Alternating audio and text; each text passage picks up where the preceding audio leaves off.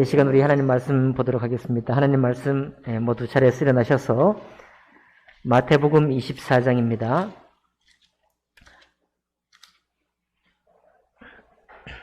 마태복음 24장 우리 신약성경 41쪽가량에 있습니다. 마태복음 24장 1절부터 13절까지 말씀을 14절까지 말씀을 교독하도록 하겠습니다. 마태복음 24장 1절을 제가 먼저 읽겠습니다. 예수께서 성전에서 나와서 가실 때에 제자들이 성전 건물들을 가리켜 보이려고 나아오니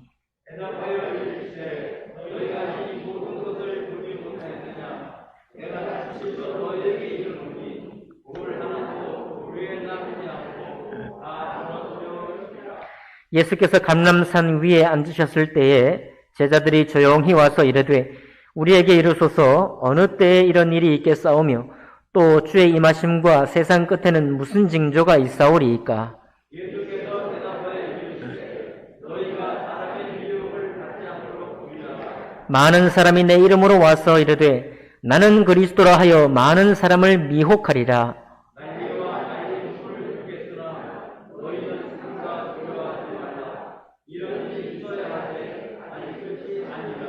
민족이 민족을, 나라가 나라를 대적하여 일어나겠고 곳곳에 기근과 지진이 있으리니 그때의 사람들이 너희를 환난에 넘겨주겠으며 너희를 죽이리니 너희가 내 이름 때문에 모든 민족에게 미움을 받으리라.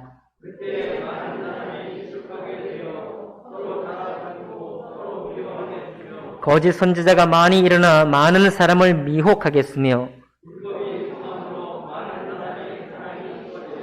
그러나 끝까지 견디는 자는 구원을 얻으리라. 이 천국 복음이 모든 민족에게 증언되기 위하여 온 세상에 전파되리니 그제야 끝이 오리라. 아멘. 말씀과 예배를 위해 기도하겠습니다.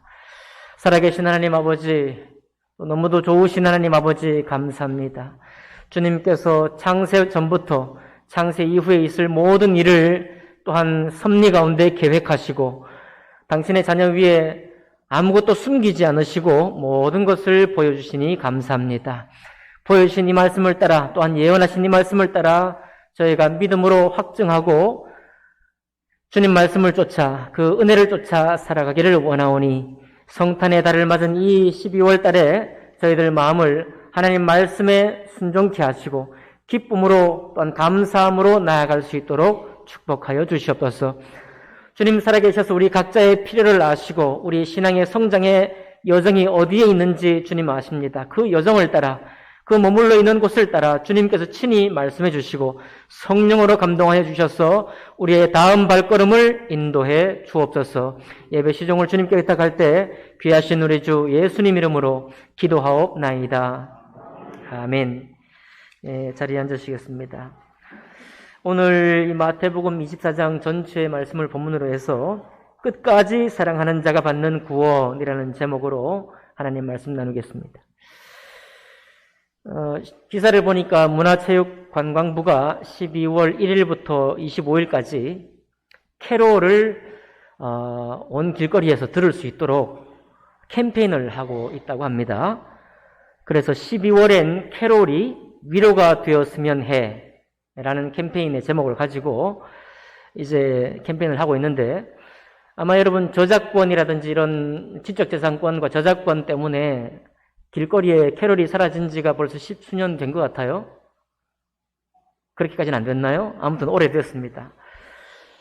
그런데 이 코로나로 인해서 2년 동안 우리가 너무 마음이 참 힘들고 어렵다 보니까 한 우리 전주교회 우리 주교님이죠. 추기경이죠. 염수경 추기경이 또 제안도 하고 교계에서도 여러모로 이런 제안을 했고 또 우리 고양시 같은 경우도 2년 전에 벌써 이 성탄 캐롤 찬양 그런 행사를 진행을 해왔습니다. 어쨌든 주요 방송 3사 또 음악 서비스를 하는 뭐 멜론이나 뭐 벅스 뮤직, 지니 뮤직 등등에서도 저작권과 상관없이 무료로 들을 수 있는 음반을 내놓고 그렇게 하고 있습니다. 참 잘했죠? 정부 정책이지만 얼마나 사람들에게 위로가 필요하면 정부 정책으로까지 나서서 저작권 때문에 안 된다는 걸 이렇게 틀자. 길거리마다 찬양과 캐롤을, 물론 캐롤이겠지만 캐롤을 틀자. 이렇게까지 하겠습니까? 그거는 지금 우리가 살고 있는 이 시대, 이 시절에 그런 위로가 참 필요하다는 것을 모든 사람이 공감하고 있다는 것입니다.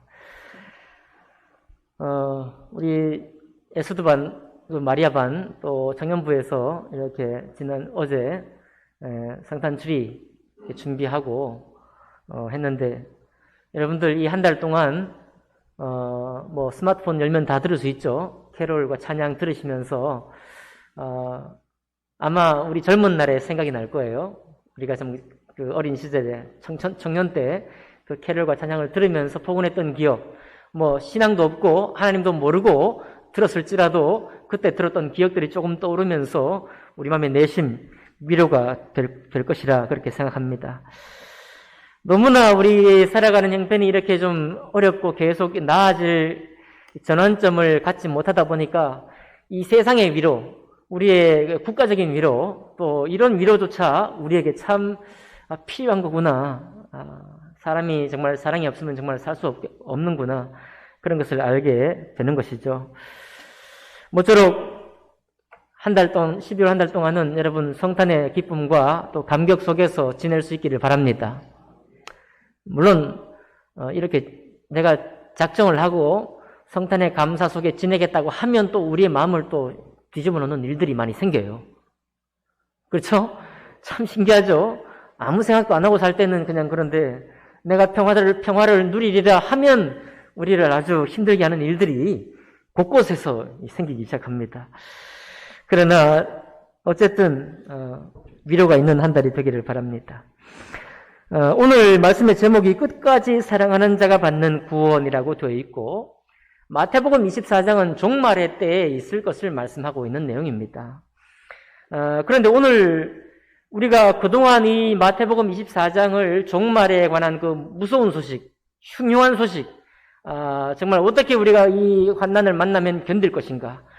믿는 사람은 대환란 전에 휴고되고 교회는 이미 다 주님 앞에 간다고 하는데 그렇게 될 것인가? 뭐 등등의 이런 이야기를 마태복음 24장에서 이제 교리적으로 많이 해석을 하게 되는데, 오늘 저희는 이 말씀을 정말로 참으로 주님께서 우리에게 주신, 지금도 우리가 넉넉히 받을 수 있는 그런 말씀으로 살펴보기를 원합니다.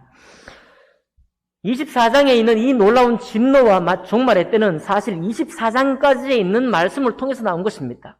23장이 제일 심각했던 장인데 그 23장에는 무슨 내용이 있는가 하면, 하나님을 섬기고 말씀을 그렇게 사모했던 바리새인들과 서기관들이 어떻게 하나님 말씀으로부터 떠나갔는지, 어떻게 하나님 말씀과는 별도로 살게 되었는지, 입과 머리로는 주님 말씀을 기억하지만 몸으로는 얼마나 많이 하나님을 대적하는 삶을 살게 되었는지를 보여주는 말씀이 마태복음 23장이에요.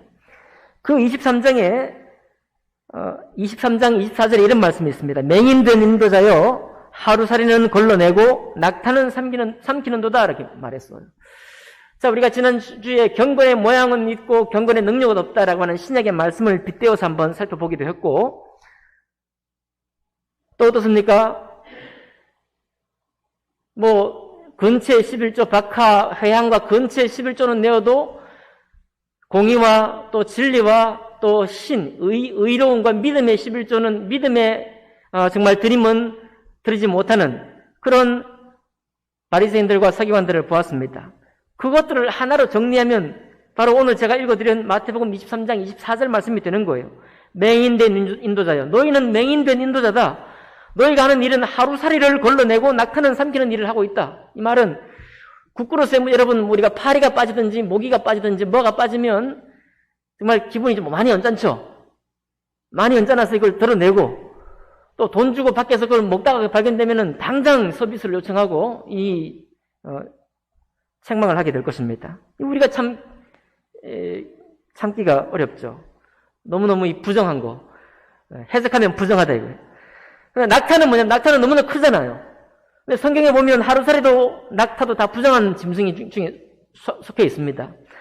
근데 조그마한 하루살이는 걸러낼 줄 알면서 그 거대한 낙타는 걸러내지 않고 그냥 다 먹는다는 말입니다. 예. 거꾸로 말하면 박하의 11조, 회양의 11조, 근처의 11조를 내는 데는 정말 온갖 정성을 다해서 내면서 우리 마음에 있는 믿음과 사랑의 이 드림을 드리는 것은 드리지 않고도 아무런 영향을 받지 않고 그저 앞에 드린 것만으로 나는 깨끗하다, 다 잘 된다라고 생각하는 것과 같다는 거예요. 그건 전혀 거꾸로 된 것이라고 주님 말씀하고 있습니다. 왜 낙타를 주의해야지 하루살이 팔이 목이 빠진 것 이것만 그렇게 민감하게 반응하느냐, 그것만 건져낸다고 네가 깨끗해지느냐, 그런 말입니다. 그렇지 않다는 거죠. 낙타를 삼키지 말아야지 왜 하루살이만 걸러내느냐, 너희는 다 맹인된 인도자다라고 말씀한 것입니다. 이것이 얼마나 우리 주님 보실 때 안타까웠던지 아브라함 때부터 택한 백성인 이 유대인들을 택하셔서 아브라함이 기원전 2000년 되니까요. 예수님 오시기까지 2000년 동안 주님께서 때때마다 선지자를 보내시고 말씀을 새롭게 하시고 또 예언하셔서 돌아오기를 원하셨는데 우리 예수님 오실 때까지도 또 심지어 우리 주님이 독생하신 아들 예수님께서 오셔서 친히 가르치고 오셨는데도 이스라엘이 그 행동을 계속하는 것입니다. 왜 계속하겠어요? 자기가 잘못됐다는 것을 깨달으면 바꾸었을 거예요. 이 사람들은 자기가 내가 하나님 앞에 할 만큼 다 하고 있다고 생각하기 때문에 바꿀 이유가 없는 것입니다. 그런 상황 속에서 예수님이 마태복음 24장을 선포하고 있는 것입니다. 얼마나 23장까지 유대인들의 신앙, 바리새인들의 신앙이 주님 앞에 어긋난 신앙이면 말하자면 하나님 앞에 어긋난 신앙의 깊이가 깊을수록 24장에 있는 환난과 재앙의 크기도 더 커지는 것과 같아요. 오늘 그것을 말씀해 주고 있습니다. 우리가 말씀에 본격적으로 들어가기 전에 믿음 성숙에는 두 가지 단계가 있다라고 생각이 됩니다. 제가 지금까지 신앙생활 하면서 이것을 어쩔 수 없이 두 단계가 있는 것 같아요. 첫 번째는 그래도 우리가 믿음 안에서 믿음 있다고 교회 안에 칭찬받는 신앙이 하나 있는데 11조 하고 헌신하고 술 담배 안 하고 말을 주의 깊게 하고 남에게 피해를 주지 않고 주님 앞에 서는 단계예요. 괜찮죠? 네. 나 하나 반듯하게 주님 앞에 서는 그래도 최소한 나라도 내가 감당하기 원한다고 하는 그런 신앙이에요. 이 신앙은 여러분 이 신앙이 이르는 것도 만만한 여정이 아닙니다. 그냥 마냥 이렇게 신앙에 들어올 수 있는 게 아니에요. 그런데 이런 신앙을 목표로 하게 되면 가만히 생각해 봅니다. 이 신앙의 목표는 결국은 나를 위한 신앙이 됩니다. 내가 하나님 앞에 어떻게 설 것인가, 그리고 내가 주님 앞에 어떤 복을 입을 것인가에 대한 그런 신앙이 돼요. 그러니까 이 신앙 가지고 있으면 괜찮지만 다른 사람과의 갈등을 해결할 수가 없습니다. 다른 사람과 나의 원칙이 다르면 그 원칙이 충돌하는 것을 내가 받을 수가 없어요. 왜냐하면 나의 신앙의 목표가 나에게 있기 때문입니다. 상대방도 자기 신앙의 목표가 자기에게 있기 때문이에요. 근데 두 사람이 성품도 다르고 일을 해결하는 순서도 다르고 원칙도 달라요. 이것이 충돌하니까 견딜 수가 없는 것입니다. 그러면 그 다음 단계는 뭘까요? 두 번째 신앙의 단계는 뭐냐면 나에게서 벗어나는 거예요. 나에게서 벗어나서 너를 위하고 너를 용서하고 너를 축복하고 내가 괴롭지만 품고 가고자 하는 신앙의 단계입니다. 품고 가는 거예요. 이게 바로 근본적이고 본질적인 신앙이고 구약시대부터 주님께서 주 너의 하나님을 사랑하라 말씀하시고 내 이웃을 내 자신과 같이 사랑하라고 말씀하신 그 근본 뜻이 거기에 있습니다. 아니 하나님 그럼 나는 뭡니까? 나는 누가 챙겨줍니까? 내가 나를 안 챙기면 누가 나를 챙깁니까? 라고 물을 때 주님이 하시는 말씀이에요. 너희는 먼저 그의 나라와 그의 일을 구하라. 그리하면 이 모든 것을 너희에게 더하시리라. 이 모든 것이 뭡니까? 그럼 나는 하고 있던, 물었던 바로 그것들이에요. 무엇을 먹을까? 무엇을 마실까? 무엇을 입을까? 이 모든 것은 너희 천부께서 아시는 것이니 다 채워줄 것이다. 뭐 할 때? 그의 나라와 그의 일을 먼저 구할 때 이 모든 것을 너에게 더해줄 것이다. 더할 것이다. 주님의 약속이에요. 너는 천하보다 귀하니 내가 책임질 거야. 하나님, 내가 책임질 거야. 그러니 내가 책임질 것은 너 자신이 아니라 사랑이야. 그렇게 말하는 거예요. 우리를 부르셔서 우리에게 하늘의 사랑으로 거듭나게 하신 후에 우리에게 맡기신 것이 뭐냐면 사랑을 맡기셨습니다. 예수님께서 당신을 채찍질하고 반대하고 능멸하고 모욕을 주었던 사람들을 십자가 위에서 품으셨던 것처럼, 그들을 품고 사랑을 이루셨던 것처럼 우리에게, 당신께서 우리에게 하신 그 사랑을 맡기신 거예요. 참, 저도 짧은 신앙, 그리 길지 않은 신앙생활입니다. 통해서 이 신앙을 품는 것이 정말 녹록지 않다는 것을 배우게 됩니다. 많은 시간 동안 우리는 성도와 성도를 비난하고 또 다른 신앙인들을 비판하기가 쉽습니다. 사실 이유가 있는 거예요. 나를 지키기 위해서입니다. 내가 다른 어떤 잘못된 신앙의 길로 내가 빠지지 않기 위해서 내가 나를 지켜야 되니까 그렇게라도 분리시켜서 나를 지키는 거예요. 이것은 꽤 잘한 겁니다. 우리 자신을 지켰기 때문에. 그러나 거기서부터 조금 더 신앙생활을 하다 보면 우리는 알게 됩니다. 주님께서 우리를, 다른 지체들, 세상을 품으라고 하신 그 품, 내가 품고자 하는 마음을 작정하고 결단하기 전에는 결단코 내 이웃을 온 마음으로 사랑할 수가 없구나. 내가 그 마음을 품을 뜻이 나에게 없구나라는 것을 우리는 발견하게 돼요.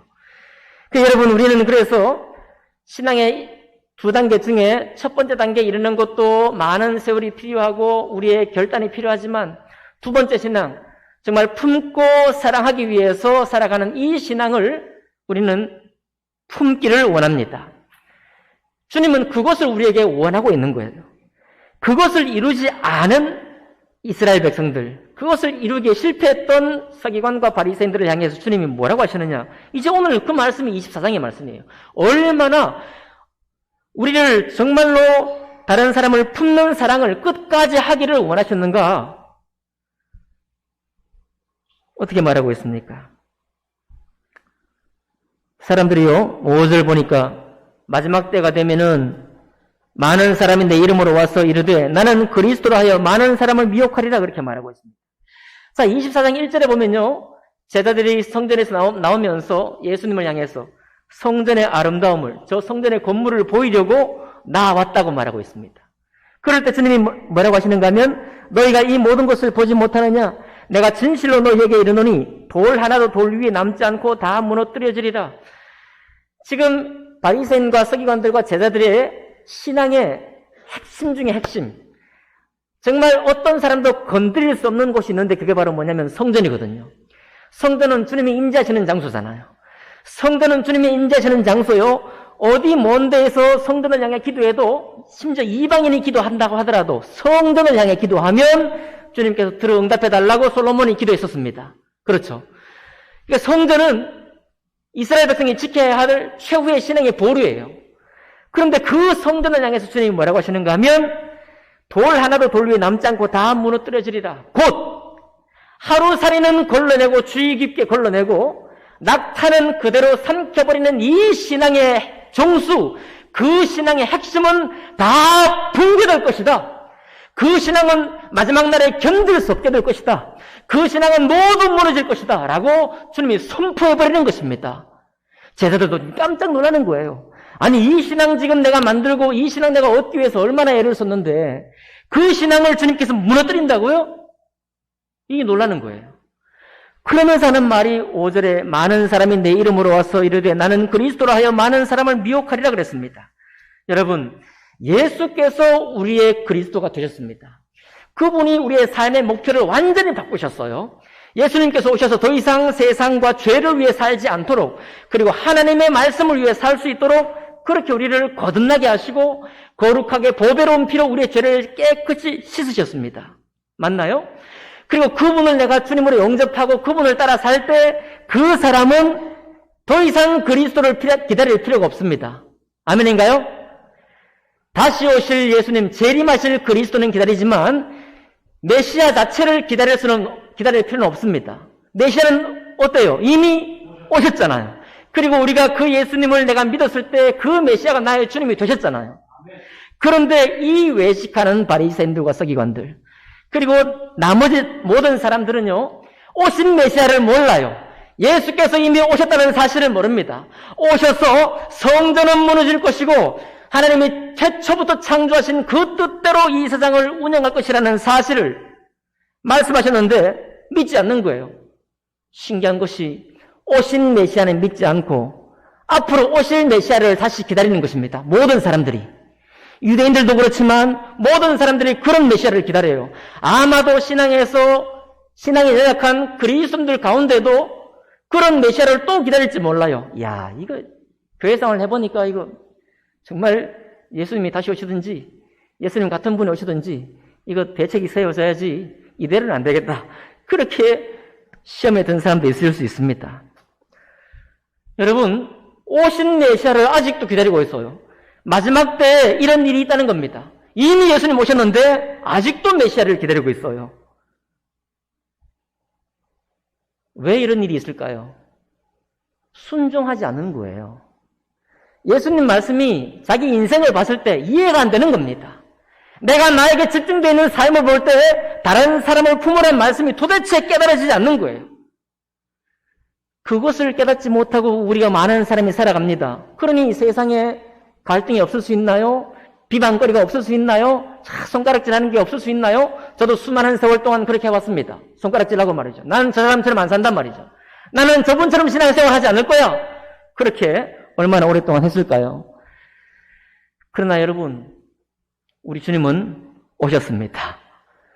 주님이 오셨고 우리는 근본적이고 본질적인 신앙을 우리가 구원받을 때 이미 우리가 받기를 원하셨고 이제 차후로는 내가 내 이웃을 내 자신과 같이 사랑하라 하신 그 사랑의 결단을 하고 살기를 원하고 있는 것입니다. 그게 안 되면 어떻게 되나요? 6절입니다. 난리와 난리 소문을 듣습니다. 당연히 국가 간의 이익은 최고의 자기 이익을 위해 살죠. 미국은 자기 이익을 위해서 우리 남북 문제를 바라봅니다. 우리도 우리의 이익을 위해 바라봐요. 중국도 자기 이익을 위해 남북 문제를 바라봅니다. 일본도 자기 이익을 위해 남북 문제를 바라봐요. 나중에 갈등이 심하게 되면 어떻게 될까요?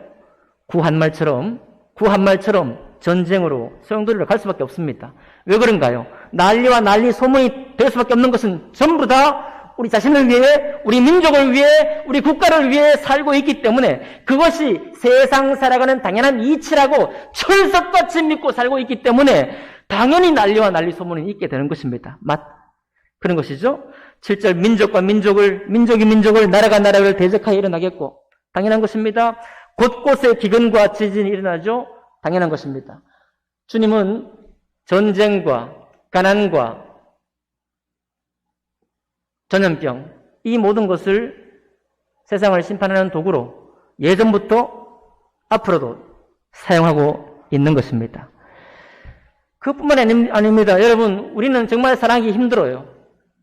앞으로는 우리가 정말 믿음 안에 성도들도 성도가 사랑하기가 쉽지 않습니다. 아니, 우리의 현 모습을 말씀드리는 게 아니에요. 왜 그런가 하면 나중에 예수님 이름 때문에 우리를 미워하는 사람들이 우리를 고소한다고 그랬어요. 그리고 미혹된 사람들이, 신앙이 연약한 사람들이 우리 안에 있는 지체를 고소한다고 했습니다. 어디 나와 있어요? 10절에 나와 있죠? 그때 많은 사람이 실족하게 되어 서로 잡아주고 서로 미워하겠으며, 안 그래도 미움이 준비된 사람이, 안 그래도 내게 미움이 준비된 사람이, 안 그래도 신앙생활 가운데 쓴뿌리를 가진 사람이 예수 믿는 사람을 잡아 죽이겠다고 정부가 정책적으로 들고 나오고, 그리고 많은 사람이 그 소용돌이에 휩쓸려갈 때 근본적이고 기초적인 주님이 부르셨던 그 사랑으로 시작하지 않은 신앙, 나를 축복하기 위해서 내 인생을 주님 앞에 드리기 위해서 신앙생활을 했던 모든 사람들이 다 이웃을, 나의 지체를 쉽게 넘긴다는 것입니다. 서로 미워하고 서로 잡아준다는 거예요. 이런 일이 일어나겠습니까? 당연히 일어나요. 왜냐하면 우리가 그렇게 준비하지 않았기 때문에. 내가 준비하지 않았기 때문에 당연히 이런 물결 속에 내가 휘말릴 수밖에 없습니다. 혹시 여기 앉아 계신 분 중에 나는 안 그럴 거야, 그렇게 하시는 분 계십니까? 그렇다면 우리 자신을 돌아보십시오. 나의 신앙이 나의 저 사람을 품기로 결단하고 아픔을 끌어안고 지금 나아가고 있는가? 아니면 끊임없이 나의 삶에서부터 그를 배제시키려고 애를 쓰고 있는가? 그 두 사실이 이미 우리의 대답하고 있는 것입니다. 이런 아무런 갈등이 없는 가운데에서도 서로 사랑하는 것을 힘겨워하는 우리가 외부의 그런 위협, 생명의 위협이 있을 때 어떻게 그것을 감당할 수 있을까요? 오늘 말씀의 제목입니다. 12절, 13절 같이 읽겠습니다. 12절, 13절 시작. 불법이 성함으로 많은 사람의 사랑이 식어지리라. 그러나 끝까지 견디는 자는 구원을 얻으리라. 세상은 지금도 불법이 성행하고 있죠. 공중 권세자본자가 이 세상을 통치하고 있기 때문에 그렇습니다. 불법이 성하니 많은 사람의 뭐가 식어져요? 사랑이 식어져. 안 그래도 드문드문 있는 사랑을 내가 지켜내고 끌어안기가 어려운데 불법이 성합니다. 불법이 성하다는 말은 온 천지에 불법밖에 없는 거예요. 온 천지에 자기 이익만을 구하는 사람들로 득식을 되는 것입니다. 온 천지의 민족과 민족이 나라가 나라를 자기 이익을 위해 사는 그 원리가 가장 최고의 원리다. 적자 생존이든지 경쟁, 각자 도생이든지 이런 원리가 더 강해진다는 것입니다. 사랑이 없는 세상이에요. 사랑이 없어지는 세상입니다. 그게 바로 불법이 성한 세상이에요. 드문드문 사랑이 있어도 그 있는 간증과 증거를 가지고 내가 힘을 받아서 사랑할 텐데 이제는 불법이 성해가지고 사랑이 없어져 버리는 것입니다. 사랑을 둘러보러 찾을 수 없는 거예요. 그런데 그런 상황 속에서 그러나 끝까지 견디는 자는 구원을 얻으리라. 이 말은 뭘까요? 사랑 없는 가운데 나만 주님 앞에 똑바로 설 것이다. 우리가 얼마나 오랫동안 이렇게 읽었는지 몰라요. 그러나 그 말씀이 아니라 불법이 성하여 많은 사람의 사랑이 식어지고 사랑이 없는 세상에서 내가 끝까지 주님 말씀의 부탁을 받아 사랑하기로 작정하고 저들을 품기로 작정하고 저들을 품다가 내가 아파 내가 죽을지언정 주님 명하시고 주님이 내게 주신 사랑을 내가 품고 끝까지 달려갈 것이다. 그 사람에게 하나님의 구원을 주시겠다는 약속입니다. 여러분, 이 구원은 다른 구원이에요. 첫 번 여러분과 제가 예수 믿고 죄 용서받고 구원받았을 때 하나님의 자녀된 법적인 구원이고 자녀된 구원입니다. 네, 취소되지 않아요. 그런데 이 구원은 무엇을 말하느냐? 그 취소될 수 없는 그 구원을 누릴 수 없는 겁니다. 살아가면서 그 구원의 은혜를 내가 맛볼 수 없는 거예요.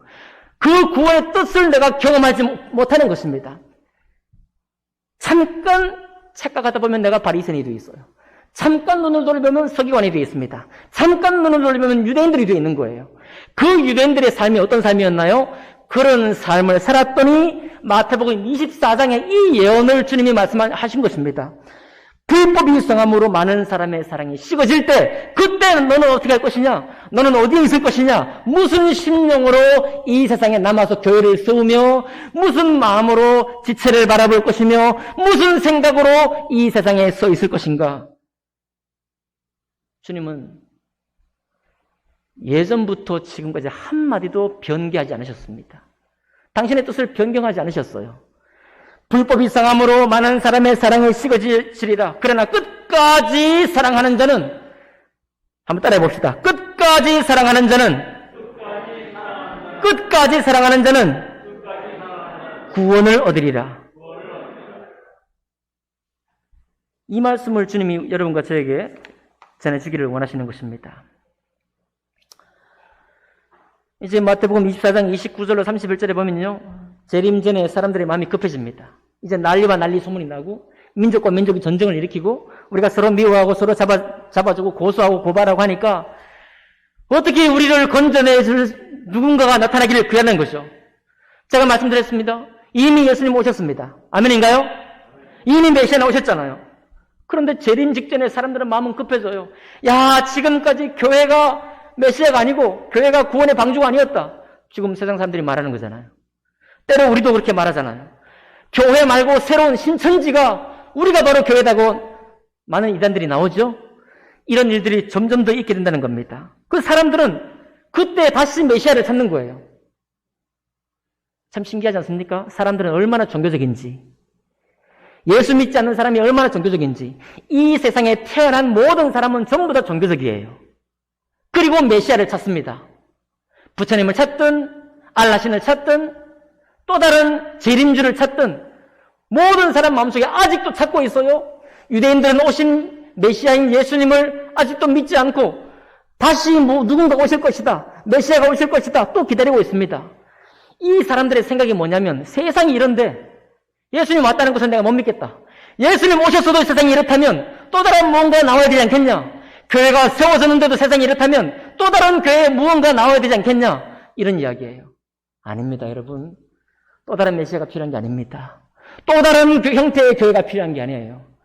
그것은 바로 처음부터 예수께서 우리를 부르신 그 사랑의 부름 앞에 깨어지고 죄 용서받고 주님 말씀을 따라 내가 사랑으로 거듭났고 이제는 사랑하겠다고 작정한 그 그리스도인, 그 보배로운 그리스도인들이 나타남으로 말미암아서 세상은 바뀌는 거예요.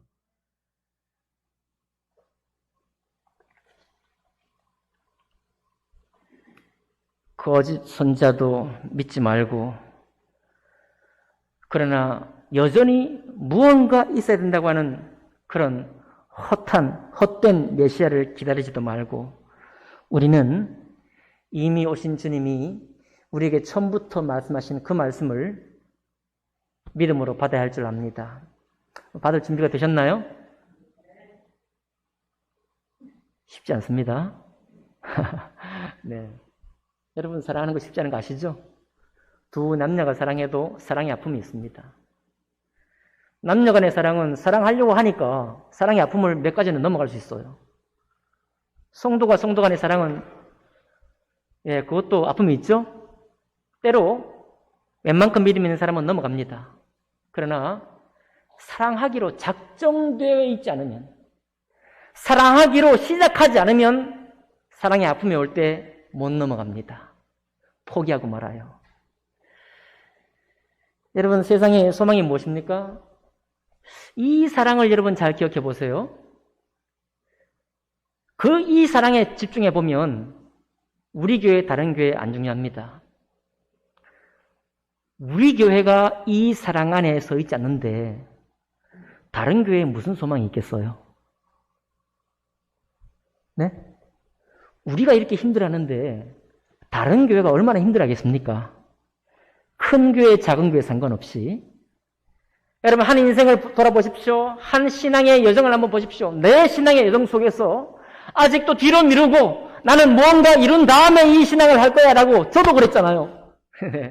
그렇게 미루고 놓았던 우리의 신앙을 돌아볼 때 과연 정말 예수님 말씀을 쫓아 순종하며 나는 이제 품기 원합니다. 내가 아픔을 끌어안기 원합니다. 하면 내 속에서 너 그렇게 못해. 너 아직 신앙이 충분치 못해. 라고 말할 것입니다. 우리는 넘어지기를 반복할 것입니다. 근데 그때 무엇이 필요한가? 그러나 끝까지 사랑하는 자는 구원을 받으리라. 이 말씀에 확신이 필요합니다. 끝까지 사랑하는 자는 구원을 얻으리라. 아멘입니까? 끝까지 사랑하는 자는 구원을 얻으리라. 나만 주님 앞에 반드시 세워져야지. 다른 사람은 어찌 될지 몰라도 베드로처럼 말입니다. 그렇게 말하는 사람은 아직 이 말씀을 잘못 오해하고 있는 것입니다. 제가 그랬던 것처럼 끝까지 견디는 자는 무엇인가? 끝까지 사랑하기로, 사랑을 회방하는 많은 사람의 회방이 있을지라도 끝까지 사랑하는 사람이 구원을 받을 것이다. 그 말씀입니다. 그리고 이 마지막 때의 임함은 노아 홍수가 이맘같이 온다고 했어요. 많은 사람이 장가가고 시집가고 아무 일도 일어나지 않을 것이라고 확신하고 있을 때 그때 예수님이 오신다고 말씀했습니다. 재림하신다 말씀하셨어요. 오셔서 충성되고 지혜 있는 종에는 지혜 있는 종으로 보상하시고 악한 종에게는 그에 상응하는 보상을 주신다고 약속하고 있습니다. 이미 예언하실 뿐만 아니라 어떤 보상으로 우리를 만나 주실 것인지에 대해서까지 분명히 예언하고 있습니다. 안 이루어질까요? 이루어지지 않을까요? 반드시 이루어지는 것입니다. 그러니 여러분, 더 이상 뒤로 미루지 마시기 바라요. 50대까지 충분히 내가 뭔가를 해놓고 난 다음에 그때 사랑을 할 거야? 아닙니다. 얼마나 패역한 사랑인지 몰라요. 우리 자신. 우리 집에도 꼭 끝까지 지켜내야지 이 신앙을. 라고 하는 신앙. 네, 얼마나 패역한지 모릅니다. 끝으로 영화배우 덴젤 워싱턴이라는 사람의 고백을 좀 말씀을 드리고 마치겠습니다. 덴젤 워싱턴이라는 사람은 액션 배우입니다. 흑인이고요. 2019년에 평생 공로상을 받았는데 거기서 이런 얘기를 했습니다. 편협한 사람들은 다른 사람 이야기를 합니다. 험담이죠. 멋진 사람들은 객관적인 사건, 일어난 사건들에 대해서 이야기합니다. 험담은 하지 않지만 사건들을 이야기해요. 그러나 위대한 사람들은 아이디어에 대해서 이야기한다 라고 말하고 자기 인생에 가장 영향을 많이 준 사람이 덴젤 워싱턴의 장인인데 그 장인이 30년 전에 녹화해놓은 영상 메시지를 그 수상식장에 틀었습니다. 내용은 이렇습니다. 그 장인이 앉아서 아주 연로한 얼굴로 앉아서 이렇게 말하는 거예요. 우리가 세상에 온 것은 모두 이유가 있습니다. 하나님은 인간을 창조했고 하나님께서 우리에게 원하셨던 것은 모든 인류가 서로 사랑하는 것이죠. 그리고 그런 사랑하는 마음가짐으로 서로를 보살펴야 합니다. 그것이 우리의 인생의 목적입니다. 우리는 서로 보살펴야 합니다. 그리고 서로 사랑해야 합니다. 조금만 수정하겠습니다. 모든 인류가 서로 사랑하려고 갑자기 덤비다가는 우리가 실패합니다. 여러분, 교회를 통해 시작해야 합니다. 교회 안에서 그 사랑의 증거를, 사랑의 아픔을, 사랑의 상처를 품고 갈 수 있는 그 사랑을 훈련하고 연단받고 그런 후에 세상을 향해 나가야 하는 것입니다. 이해가 되십니까? 만약 교회를 거치지 않고 세상을 사랑하겠다고 나간다면 그는 비난이나 비방이나 낙담으로 염세주의로 끝날 가능성이 높습니다. 우리 주님은 교회를 세우셨습니다. 사랑의 보루로 교회를 세우셨어요. 사랑의 훈련 학교로 교회를 세우셨습니다. 여러분, 우리 안에 사랑이 연약하면 어떤 교회도 소망이 없습니다. 아멘 합시다. 우리가 그 사랑을 실패하는데 어떤 교회가 성공하겠습니까? 내가 그 사랑을 품지 않는데 누가 그것을 품겠어요? 얼마나 어려운지 아시잖아요, 우리가. 이 사랑 품는 것이 얼마나 괴로운지 아시잖아요. 내가 이렇게 어려워서 도망가려고 하는데 다른 사람이라고, 다른 교회라고 쉽게 가겠습니까? 못 가요. 3,000명, 10,000명 돼도 못 갑니다. 오직 우리 교회 안에서, 이 교회 안에서 주님께서 근본적으로 택하셨을 때 우리에게 부탁하신 말씀, 내 이웃을 내 자신같이 사랑하는 바로 이것이야말로 주님의 뜻이라는 사실을 기억할 수 있기를 바랍니다. 마지막으로 다시 한번 외칠까요? 따라해봅시다. 그러나 끝까지 사랑하는 자는 구원을 얻으리라. 기도하겠습니다.